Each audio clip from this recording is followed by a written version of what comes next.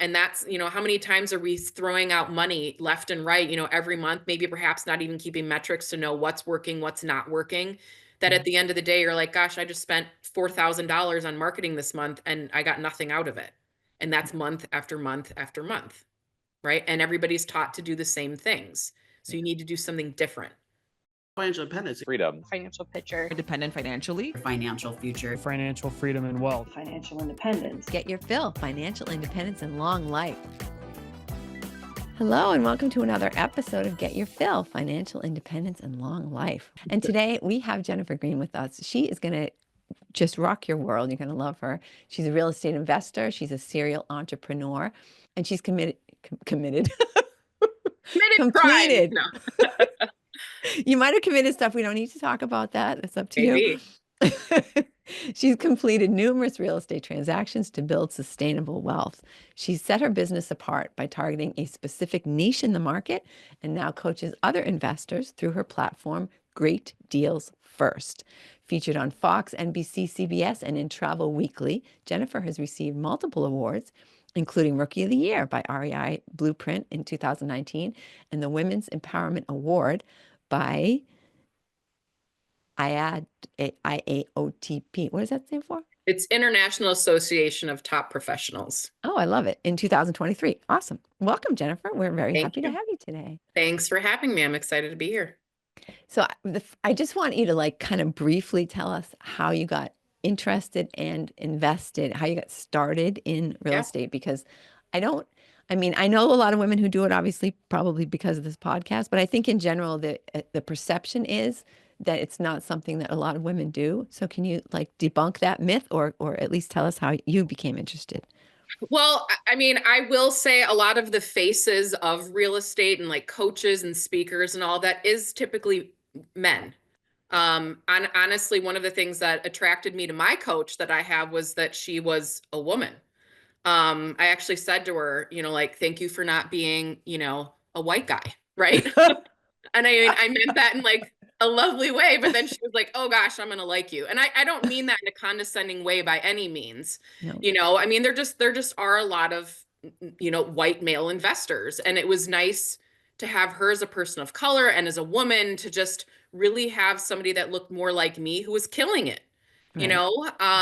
And honestly, it's funny when you say that the crimes thing in the beginning. I'm actually a criminologist. Cool. So, awesome. I worked with people who committed crimes, but they're my clients. Yeah, right. No, it's funny when I started this. I had a past life as a criminologist. I worked in the industry for 15, almost 20 years, and worked in anti-sexual violence and human trafficking. And I love the work. It's a big part of who I am. I'm still involved in terms of an avocation, but once I had my children, it was too heavy for me. And I just didn't want to do it anymore in that way. Yep. And my husband actually got laid off in October of 2017. And I was with the kids at home. My younger one was born pretty early, and so just needed some extra care. So I stayed home with the kids for a bit. And he called me at lunch and said, I just got laid off of a place he had been at for 17 years with no warning. Wow. And yeah, it was wow. But you know what? After we had our oh my God, what are we going to do moment? It was sort of this, it's like a switch flipped for me. And I kind of said, this is the time for us to create our own economy. This is the time for us to take life by the reins and do things the way that we want to do it and be our own bosses and create the wealth that we want and not let other people determine what we're worth. And so that's really kind of how this all blossomed. And it's funny because everyone's like, gosh, criminology, that's so different from real estate. And sure, in some instances, yes, of course, at face value it is. But the thing is that we help people as investors. And so that part of me was still being fulfilled. I was just helping in a different way. So typically helping people out of situations that need to sell their homes quickly. Right. That's how I started. And it's kind of, developed into something else now, but that was really kind of what pulled me in that direction. Nice. That's fabulous. It's a great story. And it's so perfect because it really represents that decision time, right? You said, okay, we can panic. We can all have a meltdown. I can go work at Walmart, right? And I can give up on this plan and desire that I have to stay home with my child and to take care Mhm. of things and make sure that everything's going well. I'm going to abandon that. I can abandon that plan and go back in to get a real job. But you said, no, I don't think so. If the other economy has the power to lay me off, to lay my husband off after 17 years Mhm. with no warning, maybe I don't want to be part of that economy anymore. Maybe I want to make my own economy. Maybe I want to have that control of my life. And Right. it's fabulous. I love that you went to, oh yeah, no big deal. We're just going to ditch that and we're going to go over Yep. here. And that's Yeah. fabulous. Congratulations. Thank you. Yeah, no, it's been a ride, and don't get me wrong, there's been a lot of ups and a lot of downs. But at least I know that I have control over them. Yeah, exactly. And sometimes it's hard to say, oh, here's a learning moment because we just, right. But fail forward. Okay. Yes, That was a great lesson. I'll never do that again. absolutely. Yep. I've had lots of fail forward moments. Tell us about one that was kind of memorable because, what happens with a lot of people is they have that first glitch and then they go, oh my God, I'm just not cut out for this. I suck at this. I Mhm. need to just, give it up. So Yeah. when did you have the opportunity to say, wow, we suck at this? And instead you said, oh, teaching moment. Yep. Let's go back and Yeah. rethink this. Well, I think so many times you see that, especially like social media wise, you see the glitz and glam of real estate, right? And like, oh my God, I made 100,000 here and this was easy and that was easy. And all you have to do is 3 easy steps. And, in 30 days, you'll get $1 million, kind of a thing. That's what Right. everybody's selling, and the thing is that of course you fall, not necessarily a trap, but it's alluring. People make it sound interesting and lucrative and easy. And I learned all of these things, and in theory, all of them make sense, but then in practice, it can be something different. And that's sort of what ended up happening was I'm sending out all this marketing and like, oh my gosh, I'm going to help people. And instead, I got like the worst hate messages you've ever heard. I mean, people Oh my God. threatening my life, threatening my kids. I mean, it was crazy to the point where it was like every December I would lose my mind and like, I'm not cut out for this. I can't do this. I don't want to do this anymore. And then, it turned into actually what my platform is now, which is Great Deals First and the way that I do deals. It was the first deal I had done. It was a probate. So that means, somebody has passed away and there's an estate that needs to be divvied out among, family members, friends, whomever. And it was an inherited home, and the person had said yes. I was so excited, to buy this home and help them out. But then everything I sent over to the attorney was completely wrong. The purchase agreement was wrong. The deed was wrong. I mean, everything you can possibly imagine was wrong. And I went to my coach and I said, what do you think I should do? And she said, I think the best thing that you can do, since it sounds like this attorney is offering you help, why don't you just go to her and say, can you help me out through this and just show me what to do? So I kind Yep. of laid all my cards on the table and I said, look, this is my first deal. I'm super green when it comes to this. If you don't mind just walking me through this and helping me, get through this, I'd really appreciate it. So long story short, she helped. It set up my, like a template for every probate that I did. And then after I did that, I was like, well, gosh, I think this is really something. And so then it was me starting to build out my relationships with attorneys. But then when I did that, then I also started getting hate mail from them because I wasn't doing it the right way. I wasn't had the same messaging. It was too often. I didn't say the right things. So it was really kind of like over 5 years, really learning how to build relationships, how to add value immediately, and how to create a wow experience with someone in 30 minutes so that you're the person that they want to work with.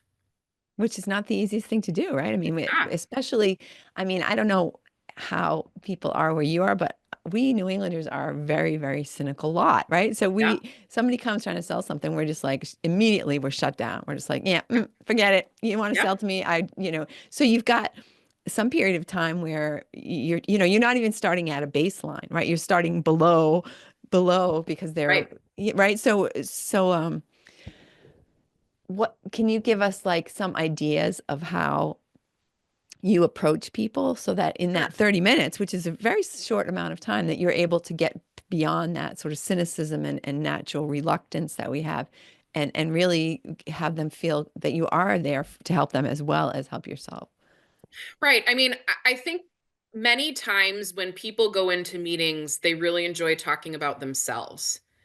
And that's not what these meetings are about. It's really about asking questions and then shutting up. I mean, really, to put it frankly, Yeah. that's what people want. People love talking about themselves. So if I can get these folks to talk about themselves and then actively listen Yeah. and take mental notes to what's important to them and by asking the right questions, Right. then and again, it's not like manipulative, it's influential of what we're doing. And it's Right. like, okay, these are the top 3 things that are important to you. Here's how I can help you today. I can do this, I can do this, and I can do this. Yeah. Right? You don't ask for anything in return because it's not what it's about. It's not like okay, I'm going to do this for you. Now you do this for me. Right. Eventually it comes back. It's just people offer to do things because it makes sense and they feel good and they feel taken care of. Right. Likewise, it's not just all about business. It's, what do you like? If people have time, right? I mean, what do you like? Some people are like, nope, I just want business, this in and out. And that's totally fine. But the other folks that are like, I'm like, I want to get to know you as a person. Where did you go to school? Do you have kids? What do you enjoy doing? Those types of things. Because the other part is throughout the year, you want to make sure that that you're thinking about them. So do Right. you send a holiday card? Do you, send tickets to something? I mean, there's so many different things that we can do to build a relationship Yeah. that involves really caring about that person and listening, like I said, to what's important to them, and then being able to fill those gaps. Yeah, it's so true. It's funny because as you were talking, I was thinking about a situation that I'm in now. It is a probate situation because I'm a real estate broker and investor, Sure. but in this case, I'm working as their broker. Mhm. It's a probate situation. It's kind of ugly, as often happens when money's involved. Sometimes people it does not bring out their best side, and so very emotional. And she's lived in the house for 20 years, and so I was telling, I was somebody asked me about how this particular thing was going because it had been very tentative and a lot of emotion and stuff like that. And I said, I think Sure. before long, I'm going to be over there helping her to declutter her house. Mhm. We've already got it under agreement, but she's only got a couple months to move out, and I just feel like she's not going to make it. It's going to be too hard to get, let go of some of these things. So I said, I think I'm going to probably spend a couple weekends over there helping her to, get ready to move. Yeah. And they said, wow, I didn't realize how much of your job is so emotional. And so, right, you're there at a very important time of people's lives when they are very emotional, and it is very, and I actually think that this is one of the places in which women excel is, Mhm. that client relationship and working with people and really understanding that it's not just about, getting the person the best price or the best thing or whatever, the fastest, blah, blah, whatever. It's actually about understanding their needs. As you said, you listen to what they say, and then you understand what's important. And Right. then once you get there, the next logical step is that you can help them in a much more authentic way. Right.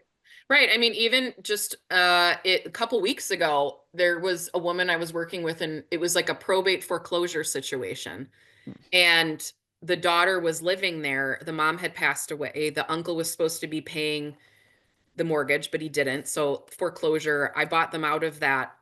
Uh-huh. But the thing is, my price was about $35,000 less than everybody else's, Yeah. which mine was the real one, number one. Number two, I also found her a place to live. Yeah. And so that was the thing that was most important, was not necessarily the price for the property, right? Because there was enough equity for her to walk away with cash, but it was that she didn't have anywhere else to go. So I'm like, well, I Yeah. can find you a place. Yeah. And I'm happy to say she just moved in 3 days ago. Ah, congratulations. Yeah, but that's the thing though, is like if you're just sitting there at, for the price, because I'll tell you right now, she did go with that other price earlier, and then a week later was like, this isn't going to work out. Can you help? And then I had a week to close. I mean, we figured it out, right?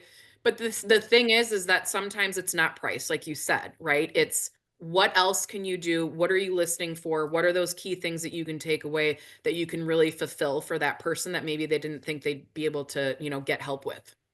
Yeah, and sometimes it is just like, you let them stay in the house for an extra month, or, you just give them some options, Yep. something to ease their true anxiety, like what's really keeping them up at night. And Right. yeah, absolutely. And then, so you're a niche now, your introduction talks about a niche. Yeah. Is it that piece of it, like probate and working with attorneys and things like that? Yeah. Yeah, I mean, and that's what I teach my students. I start out, with building relationships with probate attorneys because that's usually easier to, pull some of that information. And those are the people who really do need to sell typically. Yeah, But I mean, you have to think about all of the different, folks that are helping people. There's bankruptcy, there's tax, there's immigration, there's divorce, criminal. A lot of people don't think about that, right. and Absolutely. so once you have built that niche for yourself, right, with that population, then you can kind of expand and go where you want. And everyone's like, well, gosh, don't you think we're all going to be competing against each other? And I was like, do you know how many lawyers there are? I've been doing this for 6 years. I'm still meeting new probate attorneys. Oh, yeah. I And mean, all the time, and and the they're thing still is, minting them, right? They're still coming out of school. So even if of all you did was stand course. at graduation, it's still, Yeah, yeah. Yeah, and that's the thing is that, I think building a brand is also extremely important, your business brand and your personal brand. Those things are extremely important because people are going to want to know who you are. And because if they're also recommending you, right? They don't want to recommend somebody that's going to make them look bad. And absolutely. so, having that piece of the puzzle too, of building out yourself and who you are and who your business is and what you do and your reputation.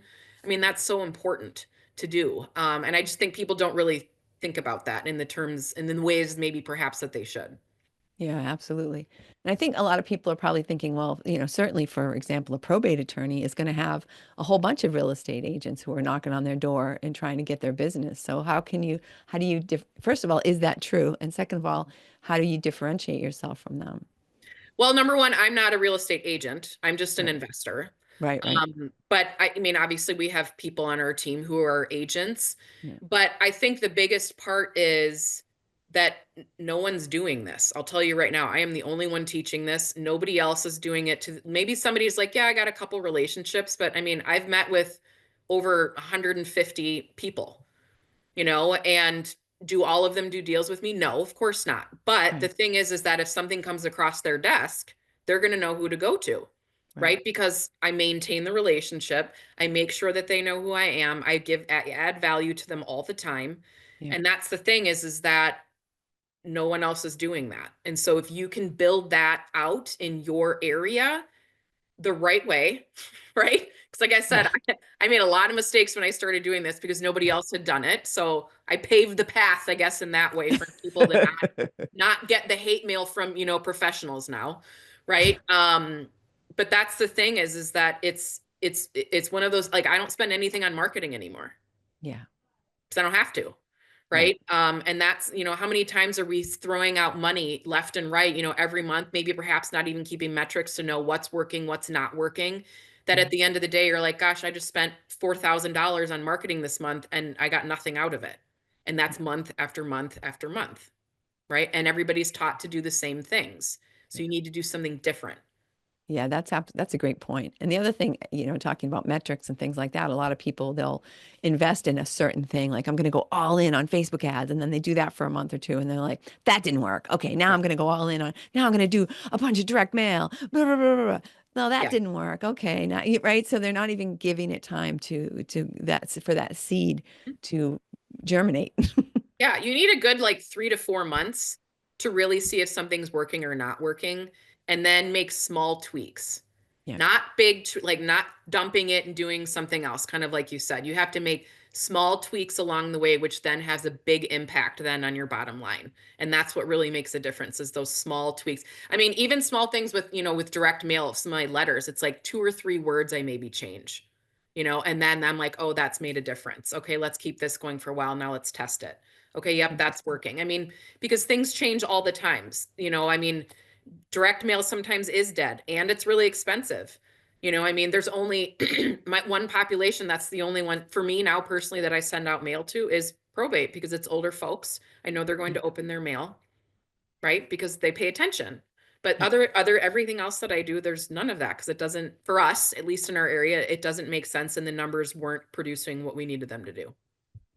And has most of your outreach to these folks been in that sort of indirect way where it's either like mail or some type of, do you ever like knock them up, knock on their door and just say, hey, whatever, or just go to like a place where you know that they'll be congregating at some kind of a convention or something like that, The or attorneys, you mean? I'm sorry. Or the attorneys, you mean? Yeah, Or the attorneys. yeah. Yeah. It's funny. I've been to a lot of different like conferences and things like that, but I reach out in several different ways because I don't know what's necessarily going to work for them. So there's mail, there's email, there's LinkedIn, LinkedIn is a great platform to make relationships with people, but it's also figuring out what exactly to say it, when to send it, how to not annoy them, how to be open, right? To meeting, whether it's over Zoom or in person. I love meeting in person just because it makes it more real, but Yeah. sometimes there's not that opportunity, right? Or they Yeah. don't have time or whatever it is. So then you have to build a relationship over Zoom. And Yeah. that's hard to do, right? Yeah. It's not the But same for sure. it's not. A lot of people will try and call. Calling is tough. It doesn't really work because there's gatekeepers, right? There's Right. paralegals. They're not going to let you through. Even sometimes now when I call and they know who I am. Well, yeah, but you're not currently working with them. So those kinds of things. So it's like Yeah. working around what you know is not going to work and not wasting your time on those things Yeah. to then doing the things that do work. Cool. So tell me about your work with your coach. How did you find your coach?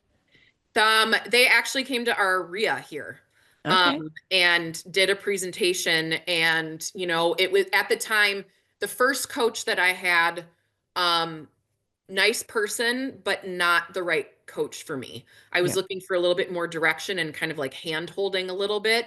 Yeah. And that's what Jason and Rachel had for me was like a literal blueprint of like how to do it, what to send, when to send it, what to say, all of that stuff. And I said, I'm like, I just need somebody to tell me what to do and I'll do it.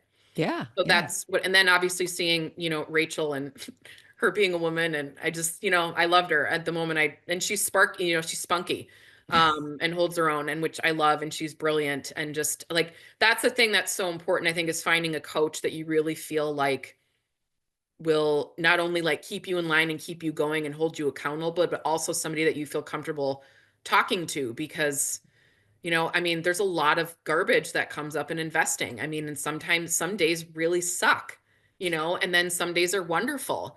And it's like, if you can have, 10 good days in a year, you're going to be fine. That's really how I look at it. And all the other days are going to they're hard, and they're really tough. Just this morning, I was told that I should go pick up dog poop instead of, calling them. So, Wow. yeah. I Okay. mean, what happens? Yeah. Weird.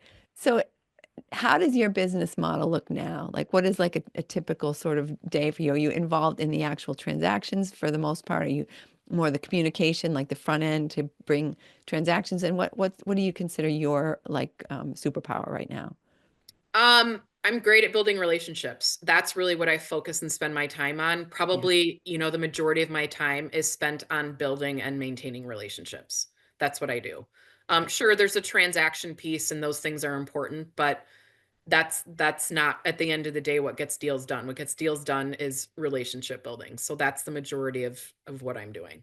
Yeah. And trust. I feel like trust is like that's the word in that Yes. relationship, right? That is Yes. so important that people need to trust you, Yeah. especially in this kind of emotionally charged, talk about like things like divorces, Mhm. probate. There's just so much emotion there. They have to like you, they have to know you, and they have to trust you, right? Yep. Just like you said, and that's Yep. that's important. And again, if they're going to check you out, make sure that your brand is consistent, Right. right? Honesty, integrity, and compassion. That's the three pillars that we stand behind, and Yeah. it's like that every single time. So now you're also coaching people, correct? I am. And how does that look? Like what kinds of people, how do you find people or how do people find you, I guess? And Yeah, then, I've been going around the country speaking at RIAs. And so I have a few of those dates coming up. Likewise, I have a platform online. People can find me online on Facebook, on LinkedIn. There's lots of different like ways, I guess, in that sense. And I'm always open for conversation. I think I love coaching. It's something I've really found that I enjoy doing. And I think the biggest thing that I get out of it is seeing people succeed and seeing them succeed quickly, yeah, and that's the thing. Like, it took me a good 9 months to get my first deal, and sometimes, again, that instant gratification, it doesn't happen in real estate. Even if you're wholesaling a deal, it's still probably at least 2 to 4 weeks, before you're able to see that paycheck, Right. And so I think the delayed gratification is hard, but like I said, having a coach and having the right person gets you there, to get you through the garbage and gets you there faster. Absolutely. And cheaper, really. I mean, people are Yeah, like, oh, I can't afford a coach. Dude, you can't afford not to have a coach because you're exactly. going to have to make every single one of those mistakes yourself. And Hmm. that is so expensive. I And was just about to so, say they're real expensive. Ask right? me how I know. I mean, I've done it too. Exactly. They're expensive mistakes and they take a long time, right? I mean, Yeah. you don't necessarily find out you made a mistake the same day, right? Like Mhm. I was listening to something the other day, and if every what was it? If every time you had a I'm trying to think. They were basically talking about how long it takes for things to happen. Like if every time you had a brownie, you gain 15 pounds on the spot, then you just stop eating brownies because you'd be like, whoa, Exactly. this isn't healthy for me. Uh-huh. But it's gradual, right? And so these things take time, and you don't realize you made a mistake, and then by the time you do, some bad things could have happened in the interim. So Yeah, for sure. yeah, do most people so this is a huge generalization, but I Yeah. guess trying to help people to understand when is a good time to contact you or where they would be in a good place. So I'm thinking, are the majority of people who are successful doing what you're doing, Mhm. do you feel like they already have lots of resources, lots of money behind them, that they sort of have some experience, or are they more likely to be people who are just like, yeah, I've always wanted to do that, and now I'm going to do it, and maybe because of a life event. I mean, is there Right. a way to generalize people who you think are more likely to be successful? I've had everybody from I've never done a real estate deal in my life to I've got a really great business, but I'm looking for another, lead source. Yeah. Um, I think it's just people who are action takers and who are willing to be held accountable Hmm. and will stick to that piece of it. I think a lot of the times if people are like just sort of interested, then that's not the right people for me because I push my students to do things because what's the point otherwise, right? I Right. mean, we're Exactly. all here to make a living, we're all here to have fun, right? To have the money that we want to do with whatever we want, right, with it. Right. And Right. so if it's somebody who's just sort of, interested and not committed, then that's not the right person, right? Yeah. To really even have a coach at that point because you're wasting your money and everybody's time. So if Yeah. somebody's committed and ready to get started and dig in, that those are the people, regardless of experience. Like I said, I've had super green people to people who've been doing business for 20 years, Yeah. you So know, committed and coachable. correct. Yeah. Yes, They got to. teachable is important. Yeah. Yes, Yeah. very much so. Yeah, I mean, I've had people that have wanted to like, oh, I'm going to change the language and do this. I'm like, okay, go ahead and then tell me how it works out. Because then I can't stop people. People are going to make their own decisions. But the thing is like the language is there, the letters are there, the reach, all those things are there purposely, and they're all strategically done Yeah. because I've already gone through all of the no's. But Right. if you want to change it, okay, it's just going to take you longer, which Right. Yeah. fine, Let me know how that works for you. Yeah, and it doesn't. It doesn't. I'll tell you that right now. They've come back and they're like, I shouldn't have changed it. I'm like, okay, but I'm not going to say I told you so Right. because I just there's no benefit in that, and it's like I'm Right. just going to trust what you say. And I'm like, okay, I'd never shame anybody, Right. I mean, that's just not the way to do it, but there's a reason. I mean, success leaves clues, Yep. right? I mean, we're not reinventing the wheel, right? So I think just trusting what your coach has to say. Obviously, trust but verify, of course. Yep. We don't want to Yep. blindly follow somebody. Right. But I think, again, success leaves clues. Yeah. Yeah. And there's no, sometimes say that to, people, I'll meet with clients and they want to put their house on the market and they already know how much it's going to sell for. And I'm thinking to myself, well, what do you need me for? Right. You know that your $500,000 house is going to sell for 1.2 million. Then what am I doing here? Right. You're going to pay me to do this, right? You understand like that you call me because I'm like the expert.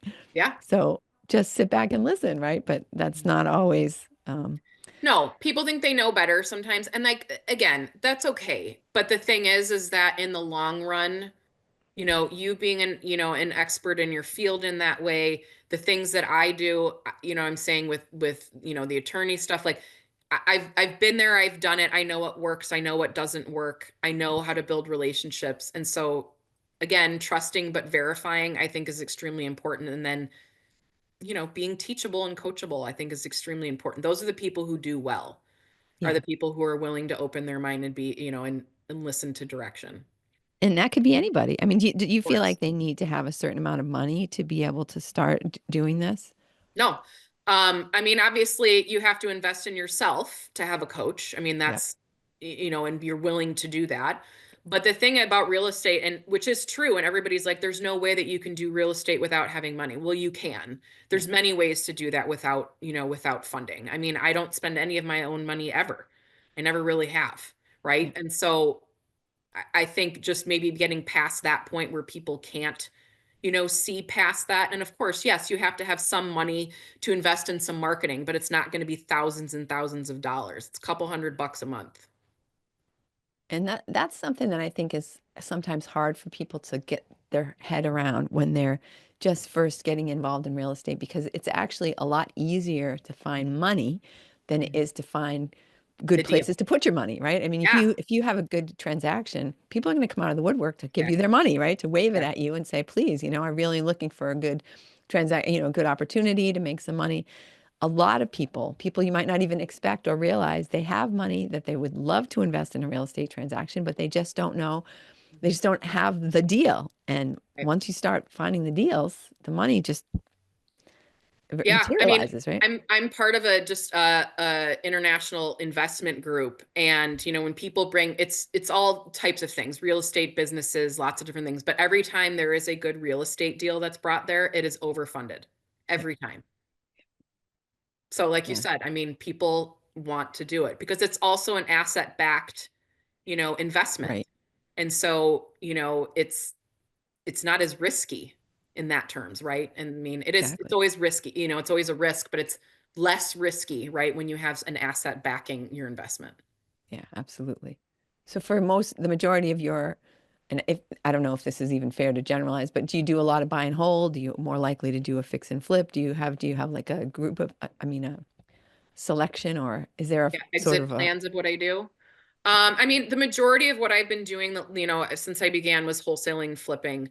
yep, I'm moving out of that a little bit into more like buy and holds. I have some short-term rentals.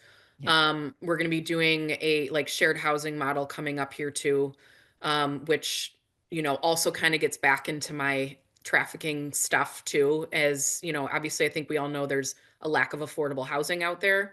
And so maybe just shifting our mindset of what affordable housing looks like is mhm. really our platform that we're going into with 2025. That's exciting. Yeah, I shouldn't say always, but I've long been thinking about creating a tiny house community. sure. I would really love to do that, and I guess I just need to, do it. But it's that just fun for me, and I'd love to live there too, right? Because I just Sure. the whole tiny house thing is like, because I love to design the Yeah. places, right? That's my Yep. favorite, when I go into a place that's a Yep. wreck, and then I think, oh, okay, this is gonna. I just went to see a house the other day. It's like a weirdly um, configured two family, and I'm like, I could make this a beautiful Philadelphia style two family. It would be so cute, and Mm-hmm. just so much more attractive and appealing than it is right at this moment in time. Yeah. And I may do that actually, You but should. like that's the fun for me, is to like do that. So when you get the tiny house, you've got that additional um, challenge of Yeah. space, and then you Yeah. really can get creative and have a good time. So that's like on my little wish list for Yeah. Yeah. No, I mean that part's fun for me too. yeah, And the thing sometimes with flipping is that, you're kind of doing the same thing over and over and over again. You're not going outside and coloring outside the lines because you know what right, works and that's what you have to sell. Some of the more upper priced ones, I've been a little bit more, I guess, creative. lenient with, yeah, and creative with what I've done. Like we just had a property that we, had on the market it's now pending, but it was probably my favorite one that we did, and it was because I got to be a little bit more creative with the finishes and all that kind of stuff. And I loved it. And I'm glad there's an awesome family that's going to be, closing on it at the end of this month. And, congrats to them because they have that. Yeah.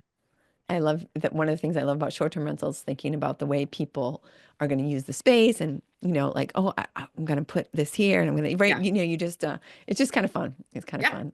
Yeah. But No, they've been fun. I learned not to manage them anymore. Because also, again, the interactions with some of the things that people have said, I'm like, nope, this is not for me.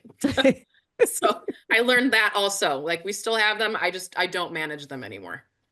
now you bring up an excellent point though, Jennifer, because that's exactly right. Like, as you go through this, it's okay not to be great at everything, right? Yeah. It's okay to say, this is the stuff I love to do, and this is the stuff I don't love to do. And you can just outsource or delegate or something, all that stuff you don't love to do. I mean, maybe you won't make as much money, but at the end of the day, if you're focusing on the stuff that you're really great at, then that's going to generate the money. And it doesn't matter that you might be giving that person 10% for property management or something like that. You're going to easily Exactly. make that back because you're really focused on things that you rock at, things that you're really great at. Right. And I mean, that's the thing is that, over the summer, I had this moment of like, gosh, this is so much and I have to do this and that. And then now it's like, once I gave it, I don't even think about it anymore. I just, it's like mailbox money. Yeah, Right. And exactly. I have no regrets about giving that away. And because I don't have to think about it, Yeah, anymore, ever. And right. I Exactly. love that. So yes, I mean, I think you're right. Like I said, me focusing on building those relationships and maintaining those is a better spend of my time than, responding to somebody who's mad because, there's hard water stains in the toilet. Right. Yeah. Or like people, some of my properties are in the White Mountains of New Hampshire and being Okay. upset that there's ice or snow and like, Yes. hey, winter and, you're in the mountains of New England. What am I going to say? Like, I can't really help you with that. Mhm. No, and like that's the point is it's meant to be that way. So, Yeah. Someone said it's so cold here. Like, hmm, yep, that's weird. I Let me see know. what I can do about that. Yeah, it's silly. It's silly sometimes. But People are like I said, funny. that's why I'm like, I just can't even, I can't deal with that anymore. Just can't do it. Yeah, exactly. And it is a special skill. It's definitely a special sort of, mindset. And especially if you're the manager and not the owner, it's, I Mhm. think, a little easier too, because you're just like, yeah, okay, whatever. You have a different sort of mindset. And, Exactly. but yeah, good. Very good job figuring out what you love, what you don't love. And that's so key. You don't have to do every single thing. No. And you shouldn't. I mean, the things you should give away what, is not making you at least what you want in your dollar per hour. Yeah. If it's something, an easier task or things. I mean, I have several VAs that work, with us and Yeah. they're amazing and honestly can do it 50 times faster than I can. Yeah. And that's the thing is we think so many times like, oh no, I need to do it. It has to be my way. I have to do this. And then you get so caught up in the minutia of the things that at the end of the day, you're like, what did I just get done today? I did Yeah. nothing. I did nothing to build my business. All I'm trying to do is maintain. And it's not worth it. I mean, that was the thing I did the fastest was I hired an assistant and took all of those things off my plate immediately because I'm like, this is not what I don't need to be writing letters and stamping letters. Yes, it's extremely important, but this Right. isn't what's going to bring money into the business. I need to focus on those, money making aspects of the business that is worth Yeah. my dollar per hour. And there's this idea that we have to work harder on the things we're not good at. Like, actually, no, you don't. Work smarter, not harder. I mean, I think we've all heard that Exactly. saying Like, before, right? But it's true because again, there's so many things that are extremely important. Everything that my VAs do are extremely important. It's just not the skills that I need to be focused on. right. Exactly. Exactly. Focus on getting better at the things you're already great at. And then you're going to be like an uber, like a ultra great at that Sure. thing. And Sure. that's what sets you apart as opposed to like working on some like, oh, I've really got to get better at doing my taxes. Like, not so much, right? Sounds terrible. Not on my list. No, Personally. no, I do not need to No, get better that at is that. not my skill set. Exactly. Definitely not my superpower. I'm bad Yeah. enough, like just to get, like, it's hard enough for me just to get the paperwork to them, never mind actually doing it. Yeah, for real. Yeah. But excellent. So, Jennifer, I've already taken up a really good chunk of your time, and I appreciate all the great things and the generosity that you've given us in sharing. But what is a thing or some things that you either wish I would have asked you, or that you just really want to make sure that people take away from this podcast? I think especially in the last 10 years or so, 10, 12 years, real estate investing has really kind of become this shiny, thing, and that's really been put out there. It's like, oh, everybody can do it. Everybody can make millions of dollars. And I want people to think hard about that. And like, yes, you can, but if you're only interested and not committed, it's not going to work. And you really do need to be committed, and it's hard. And I think so many people just see that tip of the iceberg of the successes that people have, but they don't see, what's underneath the water that got them there. And I think maybe listening to somebody who's okay talking about some of those failures or the hard parts about it, I think is really important. And also, if you feel that you are committed, to get a coach and somebody who is going to listen to you and hold you accountable, and not just say, keep on doing what you're doing, because that's what my first coach would tell me every week. And it just stuck with me because I'm like, I'm doing this and I'm doing, and it didn't set me on a path for success. It just was, I sort of felt like I was flailing and I was doing lots of things, but it wasn't anything that was necessarily getting me to a finish line. And so I think if you're going to do it, commit to one thing, get really good at that one thing, right? And then expand from there. Because again, shiny object syndrome, drinking from a fire hose, right? We all hear that about real estate because there's so many different ways to get involved. But that's what I would say is find one thing, get really good at that one thing, and be committed to it. Excellent advice.